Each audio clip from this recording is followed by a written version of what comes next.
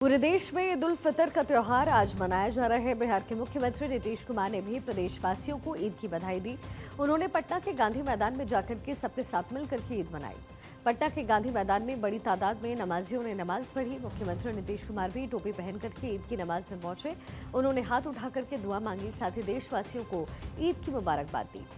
पटना के गांधी मैदान में सैकड़ों की तादाद में लोग इस मुस्लिम त्योहार के में शरीक होने के लिए इकट्ठा हुए। उन्होंने सोशल मीडिया प्लेटफॉर्म एक्स पर कहा कि ईद के मौके पर प्रदेश और देशवासियों को तथा विशेषकर मुस्लिम भाई बहनों को हार्दिक बधाई और शुभकामनाएं। खुदा इस मुबारक दिन पर हम सब पर अपनी रहमत की बारिश करे और राज्य में सुख, शांति और समृद्धि आए। अपने शुभकामना संदेश में सीएम नीतीश ने कहा कि पवित्र रमजान के महीने में रोजादारों की ओर से की गई इबादतों से घर परिवार के साथ साथ प्रदेश और देश में शांति और समृद्धि आएगी। उन्होंने कामना जताई कि समाज में अमन, चैन और भाईचारा हमेशा कायम रहे। मुख्यमंत्री ने कहा कि ईद का दिन इनाम का दिन है। खुदा इस मुबारक मौके पर अपने नेक बंदों को इनाम से नवाजते हैं। मेरी दुआ है कि खुदा हम सब पर अपनी रहमत की बारिश करे और हमारा जीवन सुख, शांति और समृद्धि से भरा हुआ। पटना के गांधी मैदान के बाद सीएम नीतीश कुमार ईद के मौके पर फुलवारी शरीफ स्थित खानकाह मुजीबिया, सुल्तानगंज स्थित एदार ए शरिया और पटना सिटी स्थित खानकाह ए मुनेमिया खानका बारगाहे इश्क पहुंच करके ईद की मुबारकबाद देते नजर आए। इस दौरान उन्होंने देश और प्रदेश में अमन, शांति और सौहार्द की कामना करते हुए समाज में भाईचारे और एकता को मजबूत करने का संदेश दिया। मुख्यमंत्री के साथ विधान पार्षद श्री गुलाम गौस, पूर्व राज्यसभा सांसद गुलाम रसूल वलियाबी और पूर्व मंत्री श्याम रजक समेत कई लोग मौजूद दिखे। नीतीश कुमार ने लोगों को मुबारकबाद देते हुए ईद पर लोगों से सुख शांति की कामना की। नीतीश को अपने बीच पाकर के नमाजी काफी खुश नजर आए। आज ईद है। ईद के मौके पे पूरे बिहार वासियों को हमारे वजीर आला इज्जत माब नीतीश कुमार जी मुबारकबाद देने के लिए आए। ख़ास तौर से खानकाह मुजीबिया में हजरत से मुलाकात की, उनसे दुआएं ली और पूरे बिहार में अमन, चैन, शांति के लिए आज ईद का दिन है।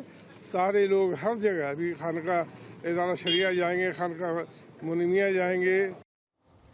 पटना में सुबह से ईदगाह में चहल पहल देखी गई। लोग नए कपड़ों में सजे धजे एक दूसरे से गले मिलकर के ईद की मुबारकबाद देते नजर आए।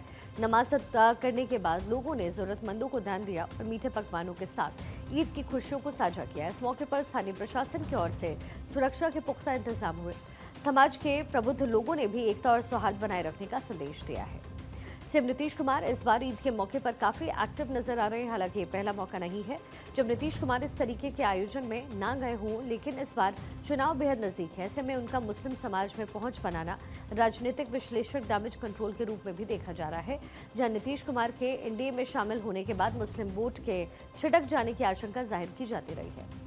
बीजेपी के साथ गठजोड़ में नीतीश की कोशिश रहती है कि वो अपनी धर्मनिरपेक्ष छवि को पूरी तरीके से ना खोएं। मुस्लिम वोट का एक छोटा हिस्सा भी उनके लिए ये संदेश देने में मदद करता है कि वो सिर्फ बीजेपी की कठपुतली नहीं है। मुस्लिम वोट अब नीतीश के लिए कोर वोट बैंक नहीं है, लेकिन कुछ सीटों पर जहां मुस्लिम आबादी 20 से 30% है, ये उनकी जीत हार में अंतर साफ तौर पर डालता है।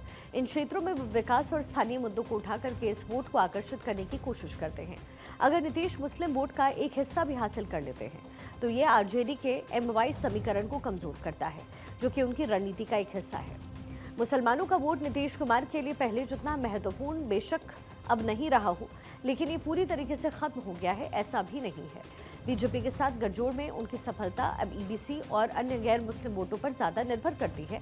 फिर भी मुस्लिम समुदाय का एक हिस्सा अगर उनके साथ आता है तो ये उनकी जीत को आसान बना सकता है और विपक्ष को कमजोर करने में मदद कर सकता है। नीतीश की रणनीति अब इस बात पर टिकी है कि वो विकास और सुशासन के जरिए इस वोट को कैसे कितना प्रभावित कर पाते हैं।